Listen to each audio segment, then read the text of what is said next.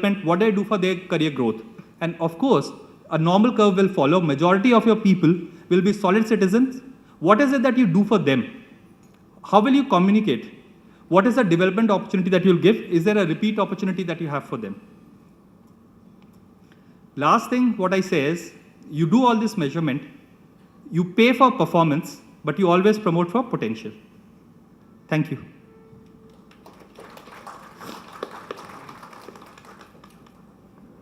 Thanks, Yogesh. Well, Yogesh did exactly 10 minutes, which was brilliant. Well, we are at 3:11, so we have a time till 3:40, if that's what I recollect Hari had mentioned. So we have close to 20-25 minutes before we wrap up. Questions to the audience? All of you have been listening very, very intensely. Any questions? The house is open right now. Yeah, go ahead.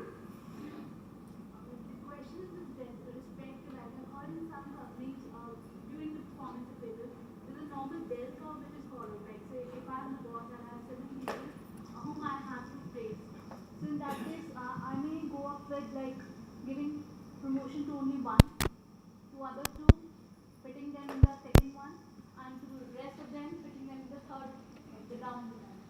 So how quantifying performance which fits the bell curve, where actually like I may find that out of those 7, there may be 4 people who are doing very well, but I cannot promote all the 4 because that kind of strategy is being followed in the organization where a normal bell curve is followed for them. So how that fits the... Anyone? Whom are you addressing the question to? Sir, it's a general question which can be answered by anyone. Yeah, sure. Yeah, I'll take that because we do follow the normal distribution with, of course, a little skew. See, first thing is the assumption has to be correct. For a 7-people team, you don't apply any distribution. For example, TCS definitely believes that the size has to be minimum 30. But when we define our units, the unit sizes are much larger. Let's say if it's a unit of 200 people, then there is a possibility of fitting a normal distribution there, where you'll have X percentage at, let's say, A band, Y percent at B, and then C and D and E. So for 7 people, it's just... It was just an example, okay. But I just... Yeah, so the second assumption which goes with this is that in all organizations, performance of people are relative to each other. So you might think that you have done exceedingly well, but then you may not have done as well as some others. So while fitting the curve, and the method is very simple, it's actually no rocket science. You evaluate on the basis of the same parameters the entire team. Maybe exclude the leader, because there could be a separate curve for the leaders. Exclude the leader, put them, assess them on the same parameters. Some silly number will be there, 3.579834, some 6 decimal places. Just rank them, click enter, it will be fitted in the distribution giving whatever percentage you want at A, B, C or D, A, B, C, D and E.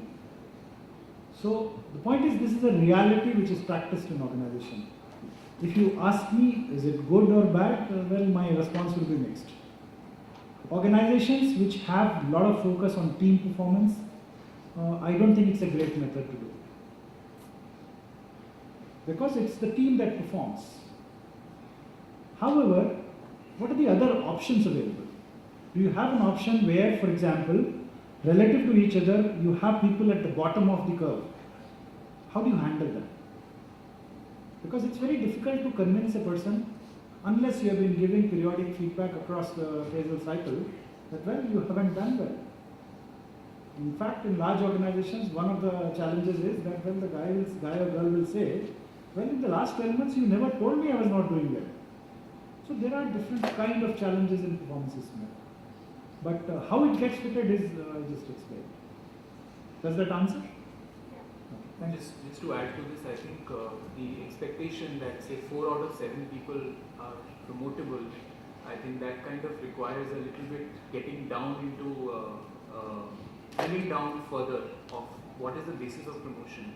It's very unlikely that 4 out of 7 in the same team would be promotable. Then I think what Dr. Chavla said, that look at a team performance, then individual performance will be better, rather than keeping a scenario where you have 4 out of 7 demotivated people because probably or 3 out of 7 because only one got promoted. Yeah, but just a clarification here, what Yogesh mentioned that TCS also follows promote for potential. Yeah. So your existing performance will get you some kind of salary, some fixed pay, variable pay, etc., etc. But promotion is on the basis of potential that you have. In fact, I'd like to add one more thing. We are doing consulting for a company and there were 272 people. And they said, we are unable to get any grid in place. Now, PMS was a holy cow, but when we drilled into and looked at it, we realized there were only 2 people who had got rating of 1, 4 had got a rating of 2, and rest all had a rating of 3, 4, 5. Now you suddenly realize that the ratings were not discriminating.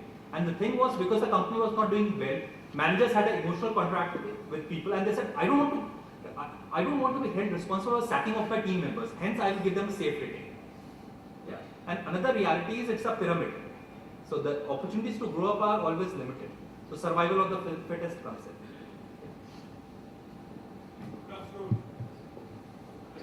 Yes. Question, when you say promote for potential, as an organization, is there a definition of a tough job or a easy job? Or is it just because somebody's looking at from a very top, somebody sitting in a corner in the headquarters? Is there a way you could say, okay, this was a tougher job, so if he has done it relatively better, or is it an easier job is done much better? Is there a way to look at that? Because at granular level, a person understands it's a tougher job or an easier job. No, I don't think there's anything called a tough job or a less tough job, right? My job is very tough. That's it. It's as simple as that. You do have relative ranking of jobs in the organization, which can be done through a job evaluation. Okay, where say a particular job may be ranked higher depending upon whole set of factors, like in the impact that it brings to the organization and so on and so forth. But there is nothing called a tough job or a less tough job. Every job is equally tough. I think you should ask the employees. Yeah, I'm sure each one of us feels our job is the toughest. So, Thank you very much. Just to add to that, I think it also depends on what kind of industry you are in. The kind of industry that I am in, yes, there are certain jobs, certain roles which are really considered tough. I mean, just to give you a very simple example, a large-scale program which involves multi-country, multi-entity, multi-vendor scenario is definitely much tougher than a program which involves, let's say, single-country operation of making a system live. Then, of course, the more mature industries like banking and financial sector, a typical solution might be much easier to deploy. Compared to that, some of the high-tech or life sciences kind of solutioning could be more difficult. So in IT industry, it's I don't say that there is a Bible written from which you can look at and say this is a tough job. But yes, look at 2 things and then you can fairly easily say, well, the guy is doing a really tough job. And then of course the biggest part is solutioning, which becomes very tough when you have a totally greenfield situation. Coming from a media background, I will have the HR head right now. We probably vouch for the fact that running a channel like IBM 7 and getting them up in ratings is far more difficult than running a series like that. So from relatively that, when you sit in the corner office, yeah, it might look the same because it all comes on a paper. That these are the jobs, these are the people. But actually, at granular level, it's probably it's slightly different in that sense. And if it in the IT field is true, it's as true for media as well. Yeah, but then, like Rajesh pointed out, it would be evaluated differently. So that would be a higher level job, evaluated at higher. So it would be director level job vis-a-vis manager, vis-a-vis assistant, etc. So they won't be. I think, Sameep, definitely the context is taken. I mean, definitely when the role is looked at, people who review definitely look at the role, look at all the conditions in which the role has been performed, what are the challenges which the individual would have faced. I'm sure everything gets kind of built in there. So once the review is happening, everybody keeps that in mind when they're reviewing it. And then accordingly they review the performance. I just wanted to know if in the top if there is an understanding. Well, absolutely. I think, look, without that, I don't think any PMS would really work till there is that understanding. That is very critical. Very critical. And otherwise, there's no point rolling out a PMS at all. And I also believe that there is an understanding not only at the top, but I think across the organization. I never realized, but when you ask this question, in fact, our system that you open your screen and you have the role defined by the supervisor, there is a difficulty level for the goal, which can vary from 1, 2, 3. So the scenario that you are mentioning, the system itself takes care of it. I mean, we have been living with this system, so I don't realize it consciously. But I realize every supervisor looks at the goal, puts 1, 2, 3, 3, and then of course the importance of that goal. For example, for a large program manager, you don't really need him or her to be a technical person. So technical aspects will get low importance. So there is a matrix that gets created. So your evaluation system itself takes care of all these aspects. In fact, coming in from a media example, I remember one particular media company had two channels. One is a Hindi news channel and the other is a relatively English one. I won't name it, okay? But yeah, so the head of the editor, the editing head of the Hindi news channel was ranked higher than the one for the English news bit due to the complexities associated. So that's how you factor in for probably the same job but in a different setup. Probably this one would be regarded as a tougher job as per going by yours. There is definitely there is, but it's usually not shared with employees at large because it's all kept behind the scenes. Okay, here's one question before I go to the next person there. Velayu Dam Manager HR Sri Vinayaga Handlers Private Limited. So you've asked kindly list down 3G innovative HR practices, as I have not got any clue in the forenoon session. 1G, 2G, 3G. My understanding, I think 3G is just, you have to just see 3G as the next level. I mean, what is the next, 3G is the next thing coming up in telecom. And so typically there's a parallel drawn as to what is the next big innovative practices coming up in HR is what. Don't take the literal meaning of, so what does 1G, 2G, 3G mean? I don't think there is anything to that. Yes, please. Yeah. I am Rakesh Sharma. I am from Madhusan Sumi Infotech. How do you at TCS handle variances in scorecard ratings and perception of the superior? Scorecard rating and perception. Let me paraphrase and play it back to you. Your question is that the system gives you a rating, Yes. And the supervisor's perception is different. It's different. Why would it be? Because he is the one who has done it. No, there would be a self-rating. Yeah, okay. So you are going one step before. So the system has a provision for the appraisee doing his or her self-assessment, Yes. which gets recorded, Yes. and needless to say that 90% of the people, because 5 is the highest self-assessment, they rate themselves at 5 for everything. Nobody ever believes that I am less than 5, or maybe if there was a 6 or 100, they would be at 100. After that, the supervisor does the assessment, which is the supervisor's assessment.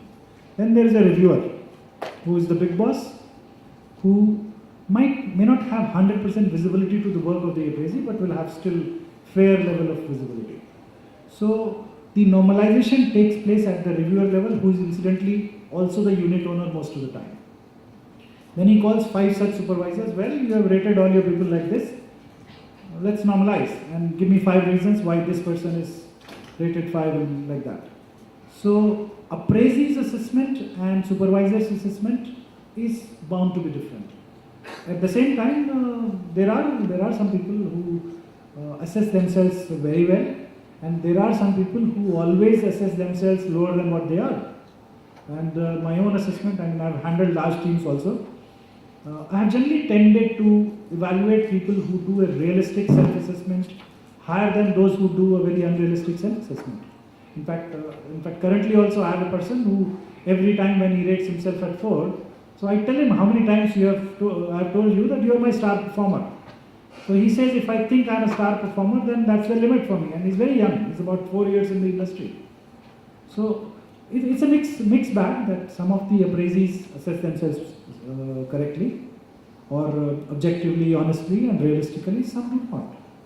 But at times what happens is the reviewer, he has a feel that the person there whose scores are low happens to be a very good performer. So the gaps come there only. Okay, see, the reviewer does not have the overriding authority to overrule appraiser. Normally that will be the assumption, but it is not. So the appraiser has a very strong view there. Well, this is the reason why I think so. And then of course, IT industry, you have to deliver projects. So the appraiser can take a stand that look at the last 6 months, this is the project performance, we have delivered successfully and this is my assessment. In fact, maybe a strong appraiser might even say, well, if you don't think my assessment is right, you pick up somebody else who can do the project. So it's a fairly open discussion that takes place between the appraiser and reviewer. But if you continue to do performance feedback or other discussions during the cycle, then I think these problems don't arise to that extent. Maybe 10 years back when you started this process. No, wait. 10 years back I had been seeing the system. I've been in TCS for 14 years, 15 years almost now. The system got live about 10 years back. Before that we had a manual system of the same kind. So gradually it would have evolved into what you are today. Yes. At the time of start, this would have been a problem, which I am saying. Something similar, maybe the person or the reviewer has a different view and the data speaks something different. So do you tailor the data or you start looking at changing your perception? No, I'll just explain to you very briefly. I don't know whether it is that operational, that is it of interest to the rest of the audience, but I'll take just 1 minute.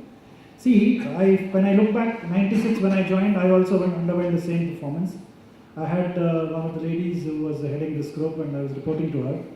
And each of my every 2 months appraisal, she was putting exceptional. So I was coming with about 16 years background, we were of the same age, and I said, I don't know what is exceptional about my performance. I'm one of those who does a fairly realistic assessment, maybe under-assess also. So she said, I think in the group that I have, you have joined only about 15 days back, but you have a good grip. So when I actually looked at the numbers, the discussion across the table and reconciliation of the numbers was not very difficult. And when I had my own team and I was doing it, again sitting across the table and discussing it was not difficult. Only thing is that time when I joined it was about 3,600 people. So Delhi branch had maybe less 500 odd people. So it was not difficult. When it becomes large, it becomes really a problem. You have a large number of people and the system is manual, then it becomes extremely difficult. But just to conclude that even after this, there will be disagreements. So there is a system that we have, the same system has a provision for disagreements, where the appraisee will say, I disagree. Now all the disagreements unit-wise get consolidated, each and every disagreement is discussed right up to the unit head level. Thank you. Yeah. Yes. There are a set of employees in every organization. You have the mic.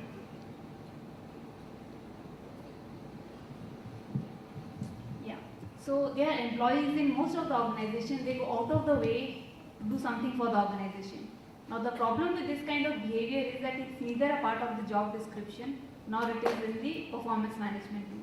And the problem is that then this is not recognized by the organization. It has a spillover effect not only on that particular employee but on the larger organization as well.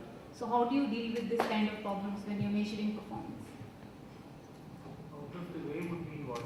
It's technically, I would say it's OCB behavior, organization citizenship behavior. An employee is going out of the way in every sense, and it could be anything. You know, we just required to do maybe sit in an office for maybe 9 o'clock, but then something important came in which is maybe not part of your job description, but you sit there and work for the organization and leave it. And this may be your regular behavior. But in long run, you realize because it's not a part of your job description, so organization is not obliged to provide you in return to your, excessive services that you're providing to the company. But then later on in performance appraisal, you can't put it because it's not part of the job description. But then it will have an impact upon you as an employee. Plus, when other employees are seeing that you're such a hardworking person and it's not been taken into account, then they also get affected. So we do recognize those behaviors and those work that is done as over and above. So let's say a person does his work and meets expectation, normally, and gets a 2 or a 3 rating out of 5 because he's done the rest of the work and the rest of the targets that he was supposed to meet, he's kind of met them. And then he's done this 1 or 2 things which are really over and above, and he's gone out of his way, etc., etc. Very clear, against very clear specific agenda. Then that is recognized, and that rating will increase basis these 2-3 factors that have come in. So he's done everything else and done extraordinary well on some other stuff, pulls up his rating. Similarly, he's done things but really missed on some big targets. It gets pulled down, but not to the effect because of these mitigating circumstances. Okay, so just to add to Suchitra, see, culturally, all organizations have to define some behaviors which are important and accepted, and the others which are not. For example, if an employee is sitting till 9 o'clock, practically doing nothing much, and then something comes up and he pitches in to take up the responsibility, in my view, is not an acceptable behavior, and that the employees need to know. You can't hang around in the organization just for the sake of it. Is the idea? That was just an hypothetical example. Right. So the point is, define those behaviors which are acceptable. So if the norm is this, that you go over and above and you do things which are beneficial to the organization and the organization values it, then that should be the norm for everybody within the organization. Not only say a certain set or a subset or a certain department or a certain set of employees. Everybody in the organization should know that my culture values my going out of the way and contributing something over and above my job to the organization, like we have at Benetton. At Benetton, this is the culture. Okay, for example, if I'm in HR, it doesn't mean